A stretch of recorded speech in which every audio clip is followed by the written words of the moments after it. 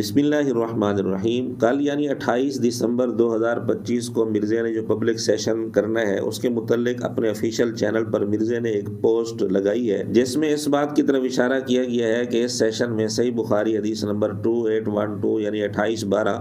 اس حدیث پر خاص طور پر گفتگو کی جائے گی۔ اس لیے اس حوالے سے ہم کچھ گزارشات اور کچھ سوالات سامنے رکھتے ہیں تاکہ مرزا کے شاگرد کل والے سیشن میں مرزا سے یہ سوالات کر سکیں۔ مرزا جب اس موضوع پر بات کرتا ہے تو حدیث پڑھتا ہے 2812 جس میں حضور علیہ الصلوۃ والسلام کا فرمان ہے کہ عمار کو باغی جماعت قتل کرے گی، عمار انہیں اللہ کی طرف بلائے گا، وہ عمار کو جہنم کی طرف بلائیں گے۔ یہ حدیث پیش کر کے مرزا اس کا مصداق سیدنا معاویہ رضی اللہ تعالیٰ عنہ اور ان کے لشکر کو بناتا ہے۔ پھر سیدنا ابو الغادیہ رضی اللہ تعالیٰ عنہ کو سیدنا عمار رضی اللہ تعالیٰ عنہ کا قاتل ثابت کرنے کی کوشش کرتا ہے اور اس کے لیے کچھ روایات پڑھتا ہے۔ پھر صحیح مسلم حدیث نمبر 6220 پڑھ کر یہ ثابت کرنے کی کوشش کرتا ہے کہ سیدنا معاویہ رضی اللہ تعالیٰ عنہ نے سیدنا علی رضی اللہ تعالیٰ عنہ پر لعنت کرنے کا مطالبہ کیا تھا حضرت سعد رضی اللہ تعالیٰ عنہ سے۔ مسلم 6220 نمبر حدیث میں لفظ سب ہے اور مرزا اس پر اڑا ہوا ہے کہ یہاں سب کا ترجمہ لعنت ہے۔ یہ چند موٹی موٹی باتیں ہیں اور بھی اس حوالے سے کئی ساری باتیں مرزا کرتا رہتا ہے اور سیدنا معاویہ رضی اللہ تعالیٰ عنہ سے بغض کی وجہ سے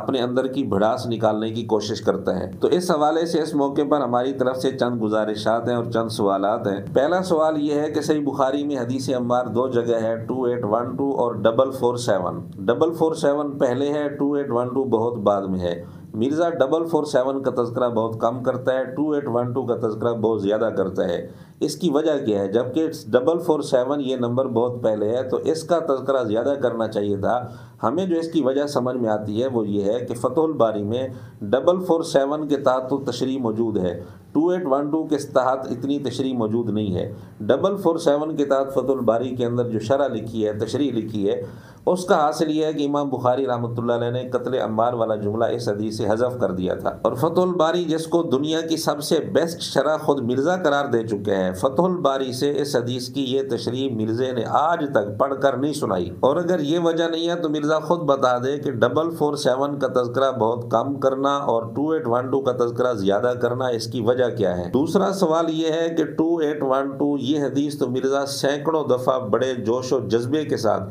بیان کر چکے ہیں، لیکن اسی نمبر سے 1 درجن پہلے ایک حدیث موجود ہے، یعنی 2799 اور 2800، یہ دونوں نمبر ایک ہی حدیث پر ہیں۔ یہ حدیث مرزا نے اب تک ایک دفعہ بھی کسی بھی ویڈیو میں ایک دفعہ بھی تفصیل کے ساتھ، پورے جوش و جذبے کے ساتھ، خوش ہو کر، بشاشت کے ساتھ ایک دفعہ بھی یہ حدیث تفصیل سے بیان نہیں کی، حالانکہ دونوں نمبروں میں کوئی زیادہ فاصلہ بھی نہیں ہے۔ اور 2812 میں حضرت معاویہ رضی اللہ تعالیٰ عنہ کا نام بھی نہیں ہے، اور اس حدیث میں جو 1 درجن پہلے موجود ہے اس میں سیدنا معاویہ رضی اللہ تعالیٰ عنہ کا نام بھی ہے۔ اس کے باوجود 2812 سینکڑوں دفعہ بیان کرنا اور 1 درجن پہلے والی حدیث کبھی بھی ایک دفعہ بھی تفصیل کے ساتھ خوش ہو کر بیان نہ کرنا، اس فرق کی وجہ کیا ہے؟ ایک طرف مرزا کہتا ہے بخاری مسلم ہمارے پلیٹ فارم کا معیار ہے، اہل سنت کا معیار ہے، جو بخاری مسلم کو مانے گا وہ سنی ہے، جو نہیں مانے گا وہ سنی نہیں ہے۔ تو 2812 سے 1 درجن پہلے جو حدیث ہے وہ بھی تو بخاری کی حدیث ہے، اس کو آج تک ایک دفعہ بھی تفصیل سے خوشی کے ساتھ بیان نہ کرنا، اس کی کیا وجہ ہے؟ جبکہ اس میں سیدنا معاویہ رضی اللہ تعالیٰ عنہ کا نام بھی موجود ہے۔ وجہ یہ ہے کہ اس میں سیدنا معاویہ رضی اللہ تعالیٰ عنہ کی فضیلت ہے۔ حضور علیہ الصلوۃ والسلام کو خواب میں اللہ تعالیٰ نے سیدنا معاویہ رضی اللہ تعالیٰ عنہ کا لشکر دکھایا، حضور علیہ الصلوۃ والسلام وہ لشکر دیکھ کر خوش ہوئے۔ ام حرام رضی اللہ تعالیٰ عنہ نے اس لشکر میں شامل ہونے کے لیے حضور علیہ الصلوۃ والسلام سے دعا کروائی، حضور علیہ السلام نے دعا کی، ام حرام اس لشکر میں شامل بھی ہوئی اور اسی لشکر میں، اسی سفر میں وفات بھی پا گئی۔ تو سیدنا معاویہ رضی اللہ تعالیٰ عنہ کا لشکر حضور علیہ الصلوۃ والسلام کو اللہ نے خواب میں دکھایا، حضور دیکھ کر خوش ہوئے، لیکن مرزے کو تکلیف ہے، اس لیے مرزے نے آج تک یہ حدیث تفصیل کے ساتھ خوشی سے بیان نہیں کی۔ بلکہ جب مرزا سے پوچھا گیا کہ سمندری جہاد والی حدیث کے متعلق آپ کیا کہتے ہو، تو مرزا نے گندا منہ بنا کر جواب دیا کہ سمندری جہاد تو گھر بیٹھے بھی کر سکتے ہیں آپ، اور باہری بیڑے گلی گلی موجود ہیں۔ یعنی یہ جملے کہہ کر مرزا نے حضور علیہ الصلوۃ والسلام کی خوشی کا مذاق اڑایا ہے۔ اگر یہی حدیث، یہی خواب حضور علیہ الصلوۃ والسلام کا سیدنا علی رضی اللہ تعالیٰ عنہ کے متعلق ہوتا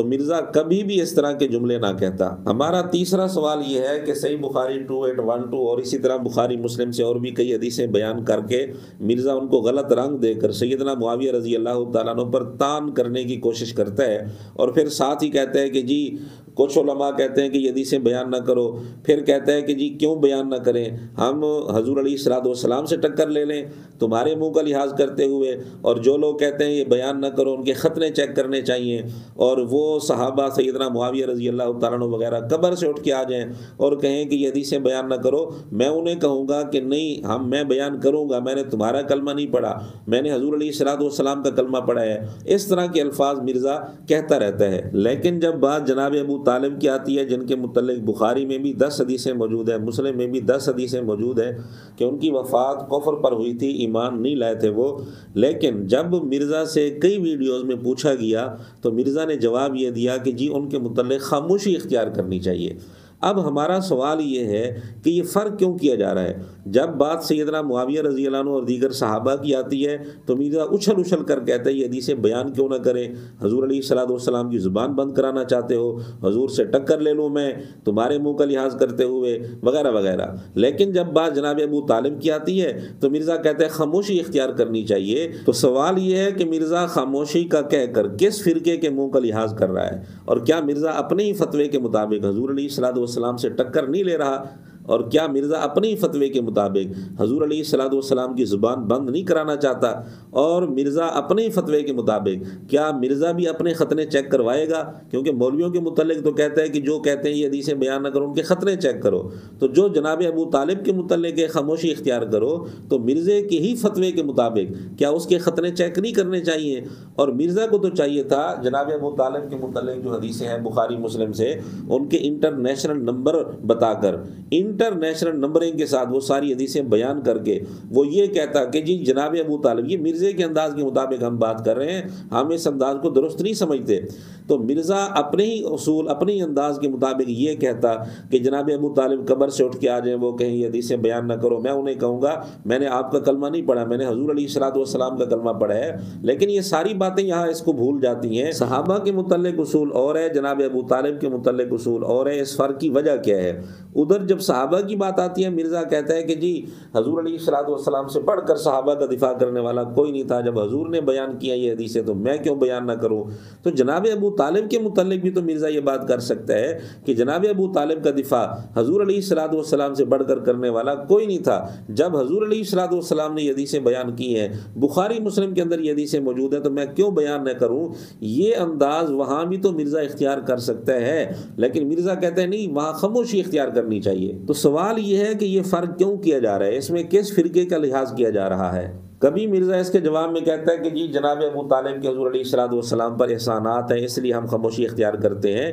تو کیا حضور علیہ الصلوۃ والسلام کو ان احسانات کا پتہ نہیں تھا؟ جب حضور علیہ الصلوۃ والسلام نے یہ حدیثیں بیان کی ہیں، بخاری مسلم میں یہ حدیثیں موجود ہیں، تو مرزا یہ حدیثیں بیان کیوں نہیں کرتا؟ مرزے کو ہم یہی بات سمجھاتے رہے کہ جی خاموشی اختیار کرنی چاہیے، صحابہ کے جو آپس کے معاملات ہیں ان کو نہیں اچھالنا چاہیے، لیکن مرزے نے انداز یہ رکھا جی خاموشی کیوں اختیار کریں؟ جب بخاری مسلم میں حدیثیں آ گئی، حضور علیہ السلام نے بیان کر دی، ہم کیوں خاموشی اختیار کریں؟ جو ہی بات جناب ابو طالب کی آئی تو مرزا فوراً اس اصول پر آ گیا کہ جی خاموشی اختیار کرنی چاہیے۔ تو یہ فرق کیوں ہو رہا ہے؟ کیا حضور علیہ الصلوۃ والسلام نے فرمایا تھا کہ جناب ابو طالب کے متعلق تو خاموشی اختیار کرنی ہے، وہ حدیثیں بیان نہیں کرنی، اور صحابہ کے متعلق اس طرح کی حدیثیں بیان کر کے غلط رنگ دے کر بار بار ان کو اچھالنا ہے؟ کیا یہ بات کسی حدیث میں ہے؟ کیا یہ فرق حضور علیہ الصلوۃ والسلام نے بیان کیا ہے؟ ہمارا چوتھا سوال یہ ہے کہ مرزا نے سیدنا ابو الغادیہ رضی اللہ تعالیٰ عنہ کو سیدنا عمار رضی اللہ تعالیٰ عنہ کا قاتل ثابت کرنے کے لیے اپنے ریسرچ پیپر 5B میں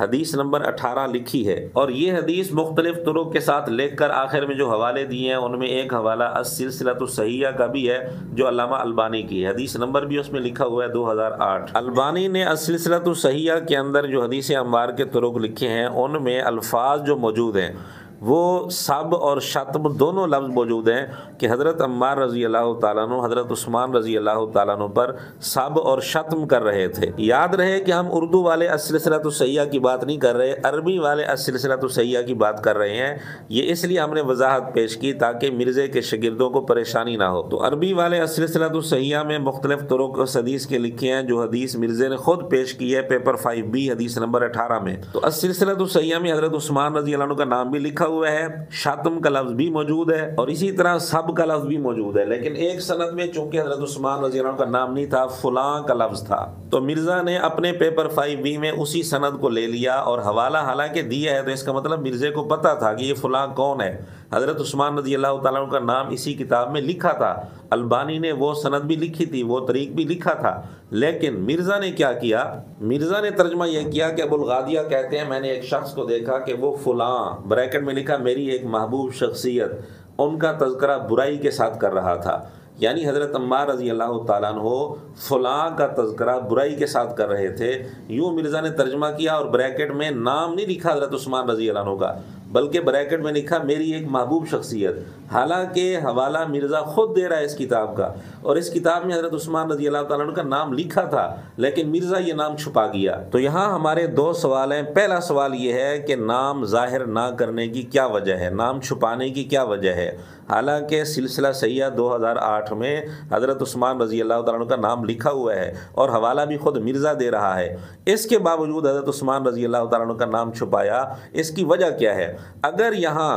یہ روایت سیدنا معاویہ رضی اللہ عنہ کے متعلق ہوتی کہ حضرت معاویہ رضی اللہ تعالیٰ عنہ سب اور شتم کر رہے تھے حضرت عثمان رضی اللہ عنہ پر، اگر روایت اس طرح ہوتی تو کیا مرزا یہاں فلاں کی وضاحت نہ کرتا؟ نہیں، ایسا بالکل نہیں ہونا تھا، بلکہ مرزا نے بریکٹ میں واضح طور پر سیدنا عثمان رضی اللہ تعالیٰ عنہ کا نام لکھنا تھا، لیکن یہاں مرزا سیدنا عثمان رضی اللہ تعالیٰ عنہ کا نام چھپا گیا چونکہ بات تھی سیدنا عمار رضی اللہ تعالیٰ عنہ کے متعلق۔ تو یہ فرق کیوں کیا جا رہا ہے؟ کیا حضور علیہ السلام فرما کر گئے تھے کہ سیدنا عمار رضی اللہ عنہ کی بات آئے تو اصول اور رکھنا ہے، سیدنا معاویہ رضی اللہ عنہ کی بات آئے تو اصول اور رکھنا ہے؟ کیا یہ فرق کسی حدیث میں ہے؟ مرزا یہ فرق کیوں کر رہا ہے؟ اور پیپر 5B حدیث نمبر 18 کے متعلق ہی ہمارا دوسرا سوال ہے جو حقیقت میں سوال نمبر 5 ہوگا کہ حدیث نمبر 18 لکھتے ہوئے پیپر 5B میں مرزا نے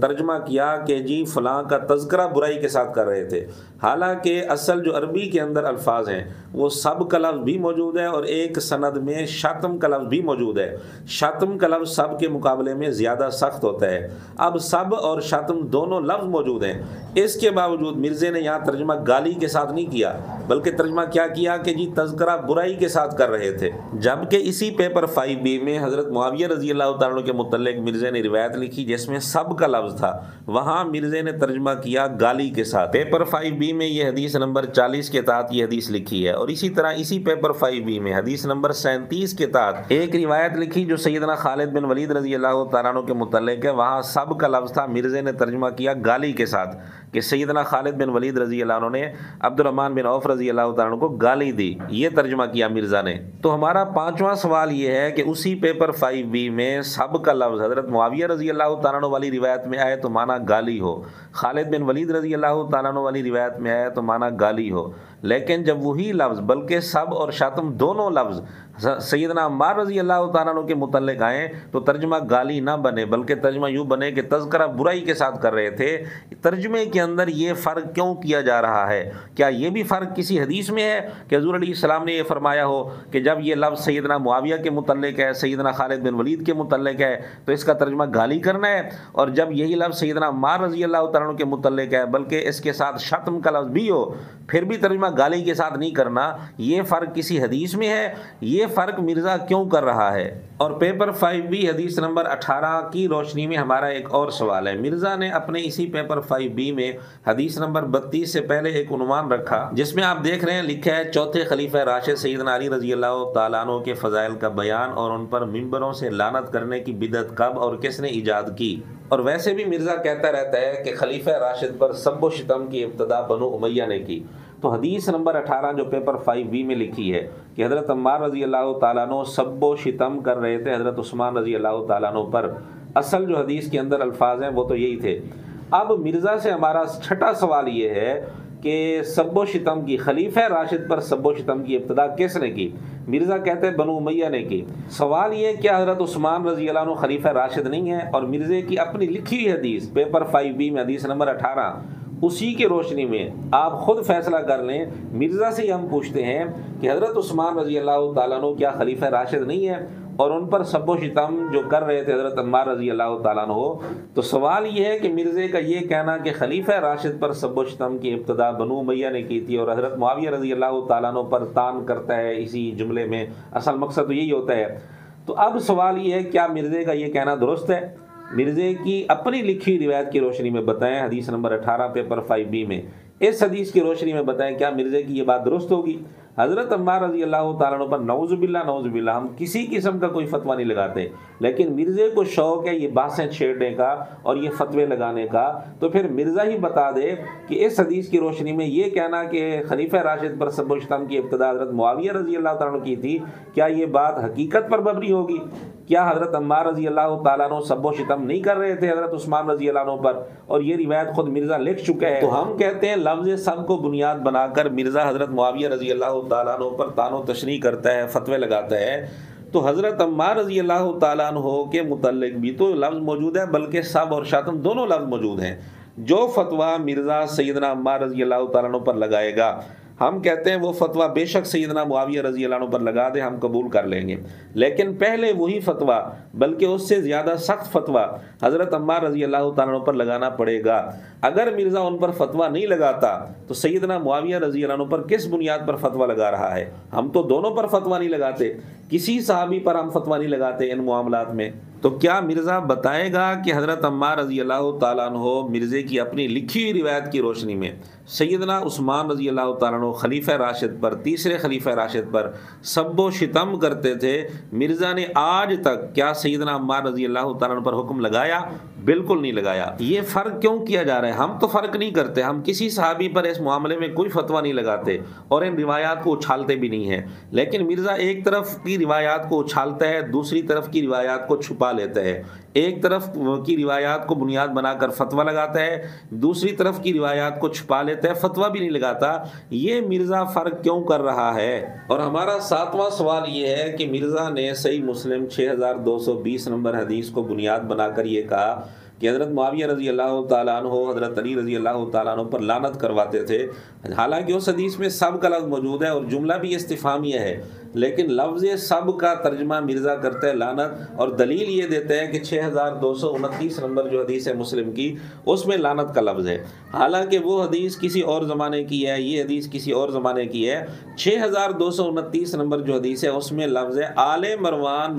میں سے کوئی آدمی مدینے کا گورنر بنا۔ آل مروان یعنی مروان کی اولاد میں سے کوئی آدمی مدینہ کا گورنر بنا، یہ اس زمانے کا واقعہ ہے، اور حضرت معاویہ رضی اللہ تعالیٰ عنہ کے دور میں آل مروان میں سے کوئی آدمی بھی گورنر نہیں بنا۔ مروان تو بنا تھا لیکن مروان کی اولاد میں سے کوئی آدمی گورنر نہیں بنا تھا حضرت معاویہ رضی اللہ عنہ کے دور میں۔ اب یہ اس دور کی بات تھی کہ جس دور میں مروان کی اولاد میں سے کوئی آدمی گورنر بنا، تو اس آدمی نے، اس بدبخت نے سیدنا علی رضی اللہ تعالیٰ عنہ پر لعنت کروانے کا کہا تھا ایک صحابی سے۔ اب اس واقعہ کو حضرت معاویہ رضی اللہ تعالیٰ عنہ پر فٹ کرنا اور یہ کہنا کہ حضرت معاویہ رضی اللہ تعالیٰ عنہ کی روایت میں جو سب کا لفظ ہے اس سے مراد بھی لعنت ہے، تو کہاں کی بات مرزا نے کہاں فٹ کی؟ کتنی بڑی بددیانتی ہے اور کتنی بڑی بدبختی ہے اس کی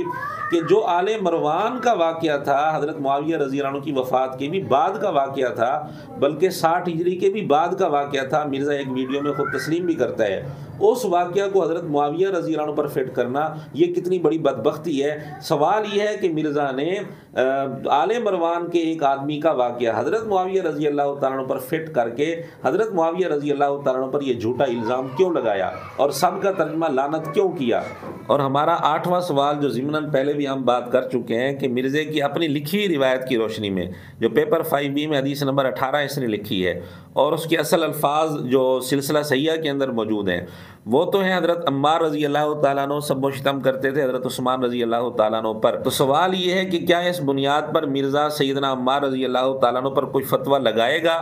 کہ حضرت عثمان رضی اللہ تعالیٰ عنہ پر جو سب و شتم کرتے تھے، خلیفہ راشد پر جو سب و شتم کرتے تھے، مرزا نے آج تک کبھی اس بنیاد پر حضرت عمار رضی اللہ تعالیٰ عنہ پر فتویٰ لگایا یا اب آنے والے پبلک سیشن میں مرزا یہ فتویٰ حضرت عمار رضی اللہ تعالیٰ عنہ پر لگائے گا؟ اگر نہیں لگائے گا تو اس کی وجہ کیا ہے، یہ فرق کیوں کیا جا رہا ہے؟ فی الحال یہ 8 سوال کافی ہیں، مزید انشاءاللہ ضرورت پڑی تو آپ کے سامنے مزید سوالات بھی پیش کیے جائیں گے۔